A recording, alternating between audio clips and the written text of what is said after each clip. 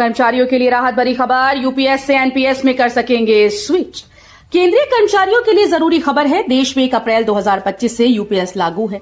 अगर अब तक आपने यूपीएस या एनपीएस में किसी एक का विकल्प नहीं चुना तो 30 सितंबर 2025 तक चुन सकते हैं। इससे साथ ही केंद्र सरकार ने एकीकृत पेंशन योजना के कर्मचारियों को एक बार राष्ट्रीय पेंशन प्रणाली का विकल्प चुनने की भी सुविधा देने की घोषणा की। गणेश चतुर्थी पर सीएम डॉक्टर मोहन यादव ने किया स्वदेशी और इको फ्रेंडली मूर्तियों के साथ पर्व मनाने का आह्वान। मुख्यमंत्री डॉक्टर मोहन यादव ने गणेश चतुर्थी पर प्रदेशवासियों को बधाई और शुभकामनाएं दी। इसी के साथ उन्होंने सभी से स्वदेशी विचार के साथ इस पर्व को मनाने का आह्वान किया। उन्होंने पर्यावरण संरक्षण को बढ़ावा देने के लिए मिट्टी और गोबर से बनी पर्यावरण हितैषी गणेश प्रतिमाओं का उपयोग करने की बात कही। कमलनाथ ने एमपी के स्कूल से लाखों बच्चों के ड्रॉप आउट पर उठाए सवाल। कमलनाथ ने मध्य प्रदेश की शिक्षा की स्थिति को चिंताजनक बताते हुए सवाल उठाए। उन्होंने सरकारी और निजी स्कूल में बच्चों के नामांकन में भारी गिरावट का हवाला देते हुए शिक्षा विभाग में बड़े स्तर पर भ्रष्टाचार की आशंका जताई। उन्होंने आंकड़ों का हवाला देते हुए कहा कि जितनी संख्या में बच्चों का स्कूल से ड्रॉप आउट बताया जा रहा है वो कई गंभीर सवाल खड़े करता है। बीएड-एमएड में प्रवेश के लिए आज से फिर पंजीयन 3 दिन में करना होगा अप्लाई। उच्च शिक्षा विभाग ने national council for teacher education से मान्यता प्राप्त पाठ्यक्रमों की रिक्त सीटों पर विद्यार्थियों को प्रवेश देने के लिए अंतिम अवसर प्रदान किया। मंगलवार को विभाग ने कॉलेज लेवल काउंसलिंग के तीसरे चरण की मंजूरी दी। इस संबंध में शेड्यूल जारी करते हुए एमपी ऑनलाइन को पंजीकरण की लिंक खोलने के निर्देश दिए गए। महू रीवा स्पेशल ट्रेन शुरू होगी। हर हफ्ते चलेगी 5 बार। इंदौर, देवास, सीहोर समेत बड़े स्टेशन पर रुकेगी। महू से रीवा के बीच रेलवे एक स्पेशल ट्रेन चलाने जा रहा है। ये ट्रेन त्योहारी भीड़ को ध्यान में रखते हुए चलाई जा रही है, जिससे यात्रियों को सीट आसानी से मिल सके।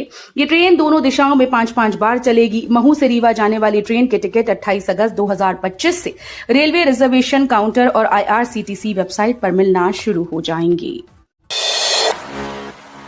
सीएम केंद्रीय मंत्री ने किया वैश्विक आध्यात्मिक पर्यटन सम्मेलन का शुभारंभ। आने वाले समय में सॉफ्ट पावर हमारी ताकत बनेगा। इस संकल्प के साथ सभी को जुट जाने की आवश्यकता है। चुनौतियां हैं, लेकिन ये सिर्फ हमारे सामने नहीं बल्कि पूरे विश्व के सामने है। ये बात केंद्रीय पर्यटन और संस्कृति मंत्री गजेंद्र सिंह शेखावत ने कही। मध्य प्रदेश में सोलर जल योजनाओं और बिजली खरीद के प्रस्तावों को मंजूरी। अब प्रदेश में सोलर व विंड एनर्जी से भी नल जल योजना का संचालन किया जा सकेगा। कैबिनेट ने इसके लिए मध्य प्रदेश जल निगम की समूह ग्राम पेयजल प्रदाय योजनाओं के संचालन और मेंटेनेंस को कम करने के लिए सौर ऊर्जा व पवन ऊर्जा लगाने को मंजूरी दी। पीसीसी पटवारी के बयान पर डिप्टी सीएम का पलटवार। राजेंद्र शुक्ल बोले, कांग्रेस के ताबूत की आखिरी कील महिलाएं नहीं करेंगी मांग। मध्य प्रदेश के डिप्टी सीएम राजेंद्र शुक्ल ने कांग्रेस प्रदेश अध्यक्ष जीतू पटवारी के विवादित बयान की निंदा की। उन्होंने कहा कि कांग्रेस ने इस बयान से ताबूत में अंतिम कील ठोकने वाली बात कही है। दमोह के हटा में एक निजी अस्पताल के उद्घाटन के दौरान डिप्टी सीएम ने कहा कि कांग्रेस लगातार हार के कारण मानसिक विकृति का शिकार हो रही है। राजनाथ बोले, देश के लिए किसी भी हद तक जाएंगे। महू के रण संवाद में कहा, चुनौतियां बड़ी लेकिन हमारा संकल्प उससे भी बड़ा। रक्षा मंत्री राजनाथ सिंह ने कहा कि हमें किसी की जमीन नहीं चाहिए, लेकिन अपनी जमीन की रक्षा के लिए हम किसी भी हद तक जाने को तैयार हैं।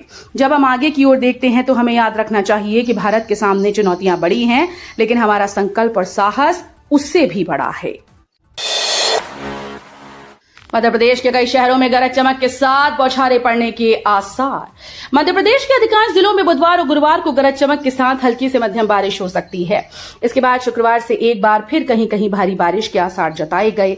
मौसम विज्ञान केंद्र के विज्ञानी ने बताया कि उत्तर पश्चिम बंगाल की खाड़ी में कम दबाव का क्षेत्र बना है। इसके पश्चिम उत्तर पश्चिम दिशा में आगे बढ़ते हुए 2 दिन में और शक्तिशाली होने की संभावना है।